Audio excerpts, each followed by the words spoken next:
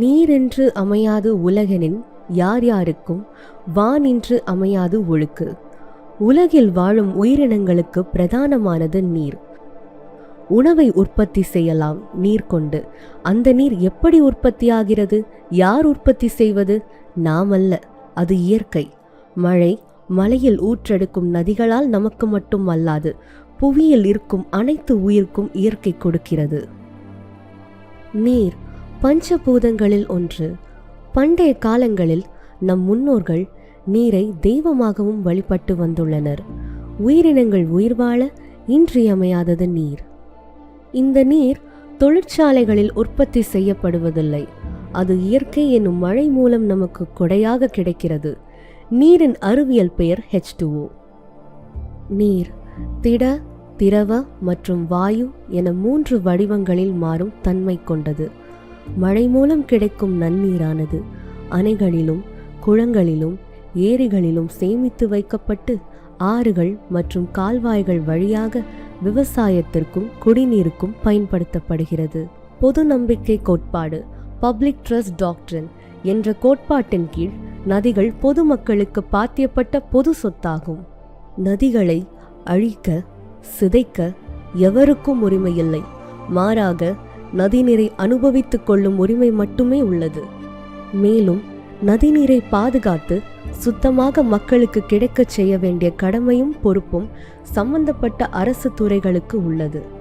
பொதுமக்களின் தாகம் தீர்க்க நன்னீரை சுமந்து வரும் நதியை மக்களே மாசுபடுத்தி அழிப்பது அவர்களே அவர்களை அழித்துக் கொள்வதாகும்.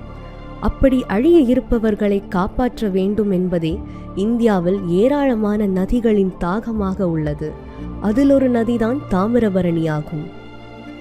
இந்த நதியின் இயற்பெயர் பொருணை நதி. 3200 ஆண்டுகால வரலாறும் நாகரீகமும் கலாச்சாரமும் கொண்டது. தமிழ்நாட்டின் திருநெல்வேலி மாவட்டத்தில் உள்ள மேற்கு தொடர்ச்சி மலைப்பகுதியான பொதிகை மலையில் தனது பயணத்தை தொடங்கி பாபநாசம் முதல் சேர்ந்த பூமங்கலம் வரை நவகிரகத்தின் பெயரில் நதிக்கரையில் அமைந்துள்ள 9 சிவத்தலங்களை தொட்டு புன்னக்காயல் என்னும் இடத்தில் வங்கக்கடலில் சங்கமிக்கிறது. 6 நதிகளை வழியில் தன்னுடன் இணைத்து 8 தடுப்பணைகளையும் 11 கால்வாய்களையும் கொண்டு திருநெல்வேலி, தூத்துக்குடி, தென்காசி என 3 மாவட்ட விவசாய தேவைக்கான தண்ணீரையும் மக்களின் குடிநீர் தேவையும் பூர்த்தி செய்வதோடு 80 மைல் தூரம் ஓடி நிலத்தடி நீர்மட்டத்தையும் உயர்த்தும் உன்னதமான தமிழகத்தின் ஒரே வற்றாத ஜீவநதி. தமிழக எல்லையில் தோன்றி தமிழக எல்லையிலேயே கடலில் கலக்கிறது. எனவே இந்த நதி நீருக்காக எந்த மாநிலத்திடமும் போராடவோ கையேந்தவோ வேண்டிய அவசியமும் அவலமும் இல்லை. பொதிகை மலையில் பிறந்து புன்னக்காயலில் வங்கக்கடலில் கலக்கும் இந்த நதி பொதிகையில் பிறந்த போது எப்படி இருந்ததோ அதே தன்மையில் புன்னக்காயல் சென்றடையும் வரை இருக்கிறதா? பொதிகை மலையில் தொடங்கி வனவழி பயணமாக பான தீர்த்தம், கல்யாண தீர்த்தம், அகஸ்தியர் அருவி கடந்து பாபநாசம் செல்லும் வரை 5 அறிவு கொண்ட வனவிலங்குகள் இந்த நதிநீரை மாசுபடுத்துவதில்லை. ஆனால் பாபநாசத்தில் தனது நிலவழி பயணத்தை தொடங்கி புன்னக்காயலில் தனது நிலவழி பயணத்தை முடிக்கும் வரை 6 அறிவு கொண்டதாக கூறும் மனிதர்களால் தான் இந்த நதிநீர் மாசுபடுத்தப்படுகிறது. காரையாறில் கண்ணாடி போல் காட்சியளிக்கும் இந்த நதிநீர் பாபநாசத்தில் பாவமாக்கப்பட்டு திருநெல்வேலி மாநகரில் நாசமாக்கப்படுகிறது.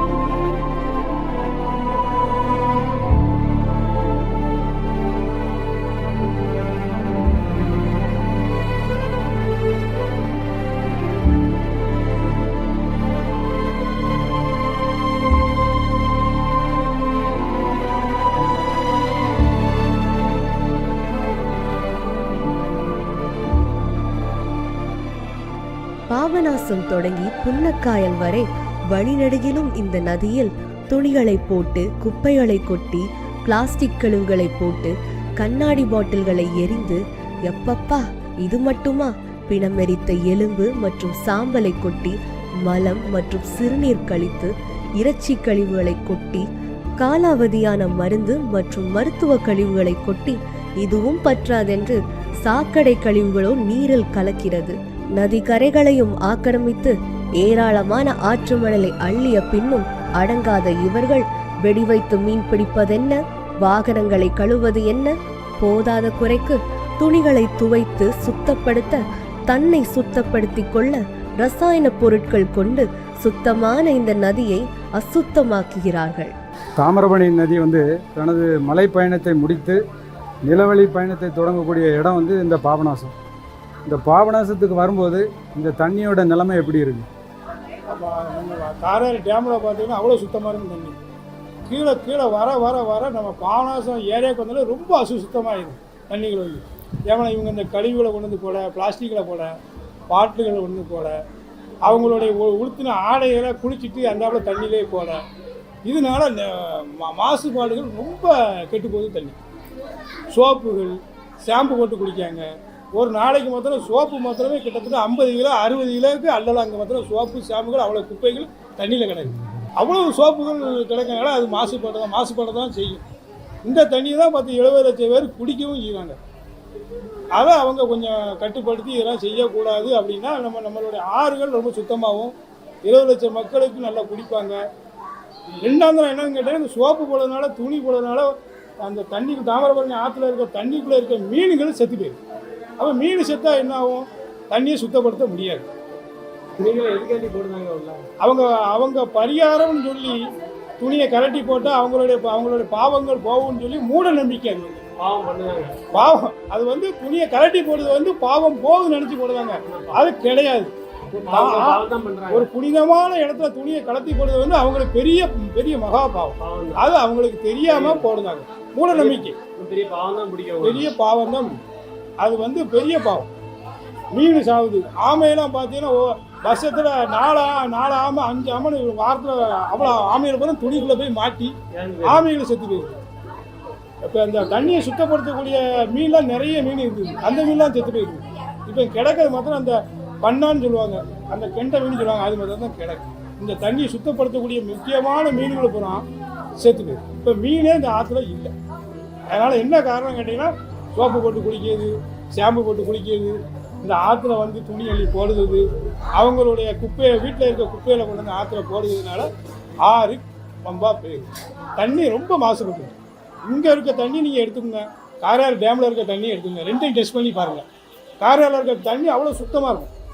இங்கே உள்ள தண்ணி மாசுபட்டு குடிக்க கூட முடியாது. அந்த அளவுக்கு மாசுபட்டு போயிருக்கு. மக்களாக திரும்பணும். சாக்கடே வந்துக்கிட்டு இருக்கு.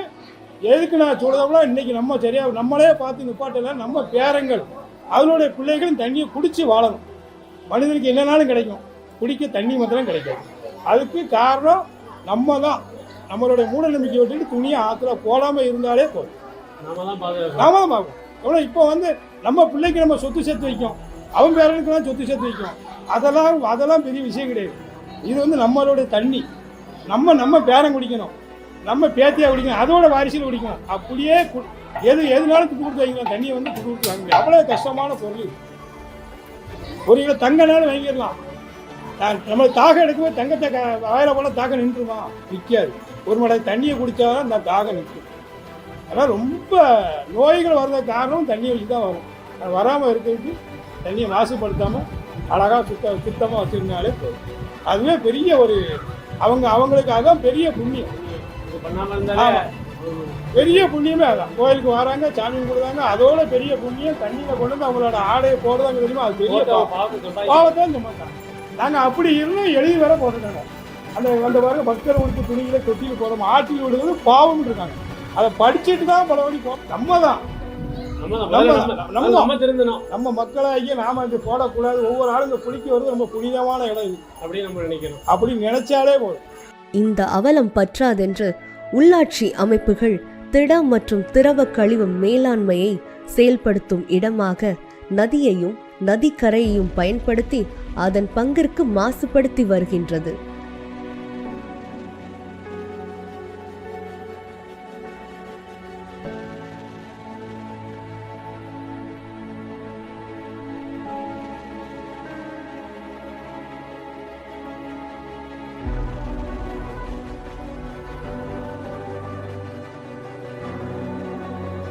புனித நீர் என்றால் சுத்தமான நீர்.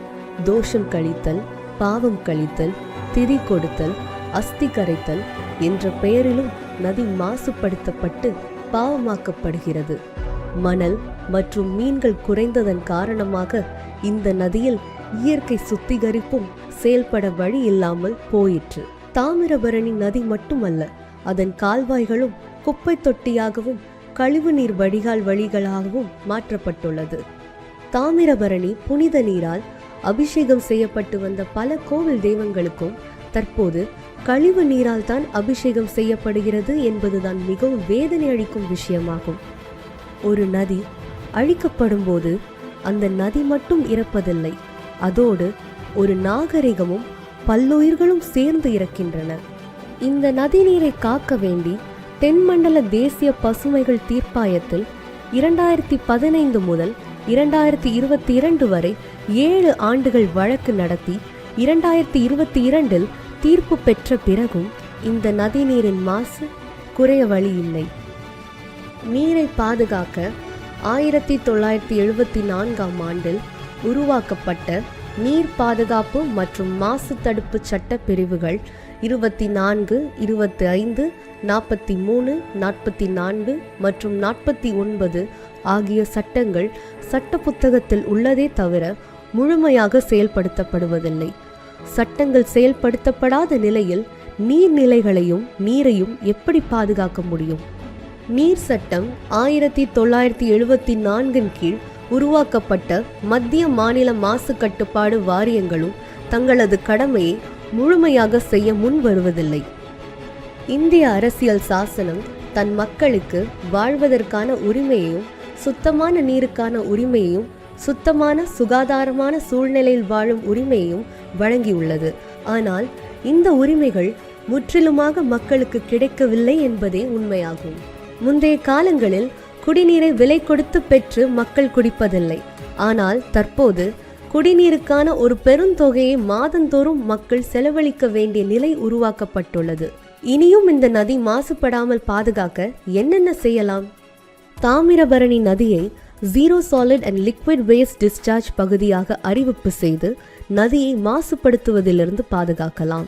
தாமிரபரணி நதியை ஈகோ சென்சிட்டிவ் ஜோன் சுற்றுச்சூழல் உணர்திறன் மண்டலமாக அறிவிப்பு செய்து தாமிரபரணியை அழிவிலிருந்து பாதுகாக்கலாம்.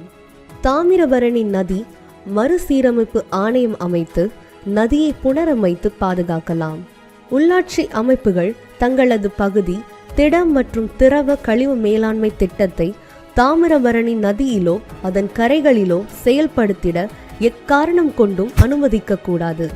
நீர் பாதுகாப்பு மற்றும் மாசு தடுப்பு சட்டத்திற்கு விரோதமாக செயல்படுபவர்கள் மீது அதே சட்டப்பிரிவு 49 கீழ் குற்றவியல் நீதிமன்றத்தில் வழக்கு தொடர்ந்து தண்டனை கிடைக்க வழிவகை செய்யப்பட வேண்டும். தாமிரபரணி நதி கரையோர கிராமங்களில் உள்ள இளைஞர்களை ஒருங்கிணைத்து தாமிரபரணி நதி பாதுகாப்பு குழுக்களை அமைத்து நதியை மாசுபடுத்துவதிலிருந்து பாதுகாக்கலாம். தாமிரபரணி நதியில் ஆற்று மணல் அள்ளுவது முற்றிலுமாக தடை செய்யப்பட வேண்டும். பெருநிறுவனங்கள் தேவைக்கு அதிகமாக ஆற்றில் நீர் உறிஞ்சுவதை தடுக்க வேண்டும். தாமிரபரணி நதி நீரை மூலப்பொருளாக கொண்டு செயல்பட்டு வரும் தண்ணீர் தயாரிப்பு நிறுவனங்களை தடை செய்து நதிநீர் விரயம் செய்யப்படுவதிலிருந்து பாதுகாக்கலாம். தாமிரபரணி நதியின் குறுக்கே மேலும் பல தடுப்பணைகள் அல்லது கதவணைகள் அமைத்து பெரும் பகுதி நதிநீர் வீணாய் கடலில் கலப்பதை தவிர்க்கலாம். தாமிரபரணி டாஸ்க் ஃபோர்ஸ் அல்லது தாமிரபரணி வாரியர் என்ற காவல் படையை உருவாக்கி அதன் மூலம் தாமிரபரணி நதியை பாதுகாக்கலாம். 5 மாவட்ட மக்களின் வாழ்வாதார குடிநீராக விளங்கும் தாமிரபரணி நதி நீரை மாசுபடுத்தி பொதுமக்களின் சுகாதாரத்தையும் சுற்றுச்சூழலையும் கேள்விக்குறியாக்கி வருவது மனிதர்கள்தான். அவர்களுக்கு விழிப்புணர்வு ஏற்படும் வரை இந்த அழிவு என்பது தொடர்ந்து கொண்டேதான் இருக்கும். எனவே இந்த நதி காப்பாற்றப்பட வேண்டுமானால் மக்களுக்கு விழிப்புணர்வு ஏற்பட வேண்டும். தன் மக்கள் அனைவரையும் காப்பாற்ற வேண்டும் என்பதே தாமிரபரணியின் தீராத தாகமாக உள்ளது. வாருங்கள் ஒன்றிணைவோம், தாமிரபரணி நதியை காப்போம். தாமிரபரணியின் தாகம் தீர்த்து நமது தாகத்தையும் தீர்ப்போம்.